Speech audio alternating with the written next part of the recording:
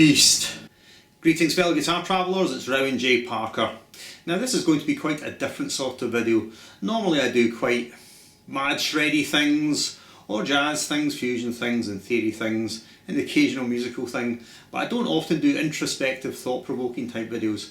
But something interesting and remarkable has happened to me and my playing in just the last 2 or 3 days, and I'm really at a loss to try and explain what's happened or why it's happened, but I just thought I'd share with you exactly what has happened.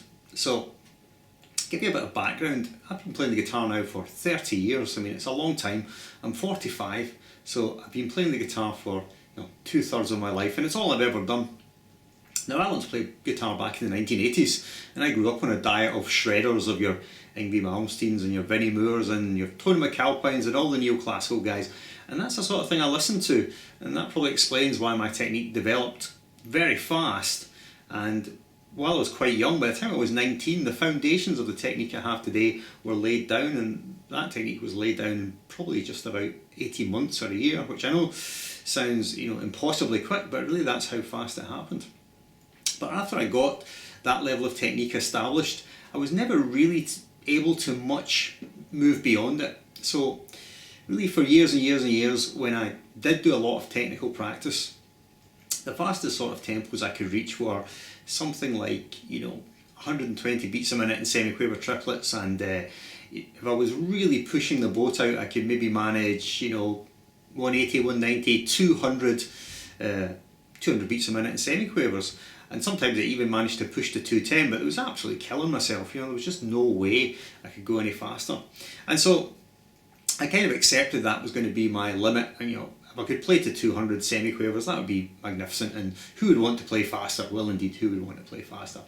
But you just kind of accepted your physical limits, and I've been at that point, that physical point, for, I don't know, probably more than 25 years. I've not really been able to move beyond that.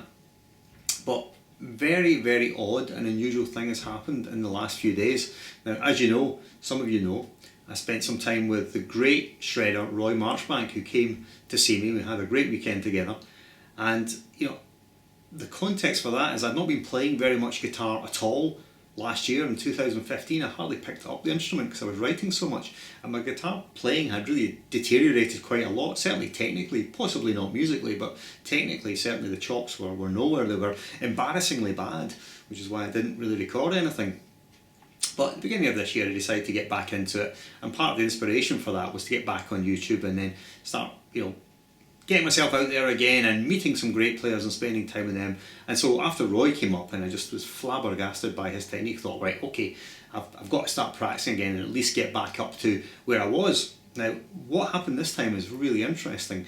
Within about 2 or 3 days of me really not playing the guitar at all, I had got my technique back to the sort of point that it was at previously. So sort of my best level of technique had been reacquired in just a couple of days, and then something really, really remarkable happened.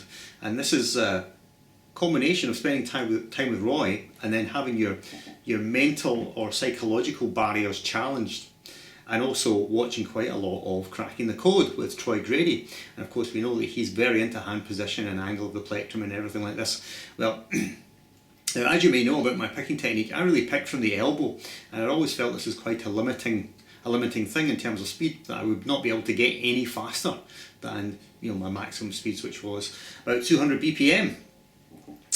But after watching those videos and then thinking about the angle of the plectrum, I just decided to make one very, very simple change. Normally when I hold the plectrum, or I have held the plectrum before, the angle of address to the string has been pretty much like that. So if that's the string, the angle of address to the string is directly against it, pretty much.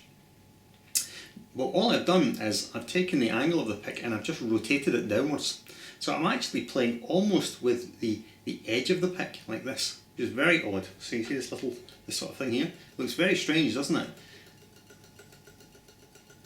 And that's the only change I've made to my technique. But suddenly and miraculously, it seems, almost without any real effort, the speed that I can hit has increased by almost 1/3. I mean, unbelievably for me now, I find that not only can I pick 200 BPM with comparative ease, I can actually move the plectrum backwards and forwards at 300 BPM, which I'm still trying to wrap my head around how I can actually do that, because I don't really understand the mechanic of it, and it doesn't feel very much different from what I'm doing before, but suddenly I can play a third faster.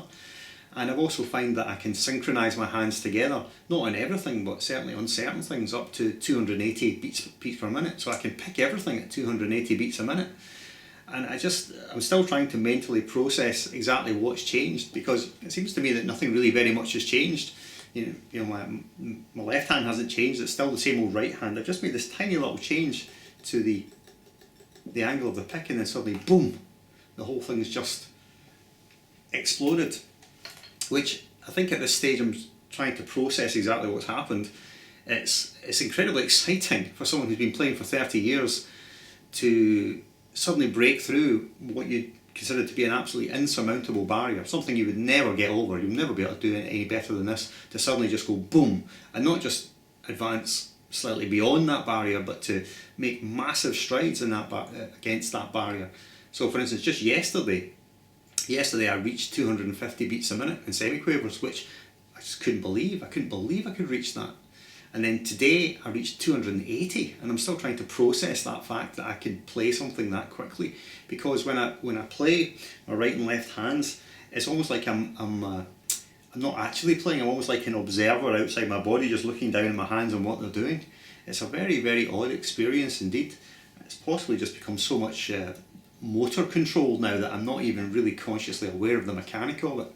I obviously have to focus on it, but it just seems to be able to do it by itself almost. So it's almost like a Zen thing.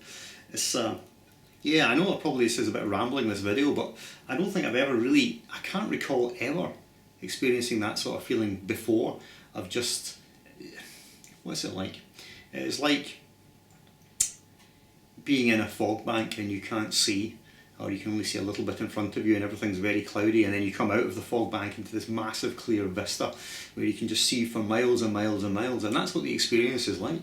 I know it seems like a sort of prosaic thing to say, well, all you've done is change your angle of your pick and now you can play faster, oh whoop, big deal. But I think all the changes are happening up here, psychologically they're happening up here, and right now I don't really know how to feel about it, because the left and right hands are doing things together that they've never ever done before, and all the things I used to be able to do that were at the cutting edge just seem to be like casual now. So yeah, it's a very, very odd experience, and I'm still trying to deal with it. It's exciting, but it's also a little bit overwhelming and probably a little bit terrifying as well. I think it's mainly because I've just been playing for so long, and you sort of assume that once you've been playing a certain length of time, the changes that you'll make, the improvements that you'll make will be incredibly incremental. You'll get a little bit better and a little bit better. You certainly don't expect after 30 years of playing to suddenly improve your technique by a third almost overnight. It's frankly unbelievable. Anyway, so I'll leave it at that. Hope I haven't bored you too much, but no doubt you'll be seeing some even more extreme shred. I mean, this is just a whole Pandora's box that's been opened now, because now I think, aha, now I can play a lot faster. So there's just going to be some really, really ludicrous alternate picking coming out, I would think. Alright, well, thank you very much for your patience listening to me ramble on about alternate picking and how overwhelmed I am, and I'll see you on another video. So, for the now, farewell, it's Round J Parker. See you later.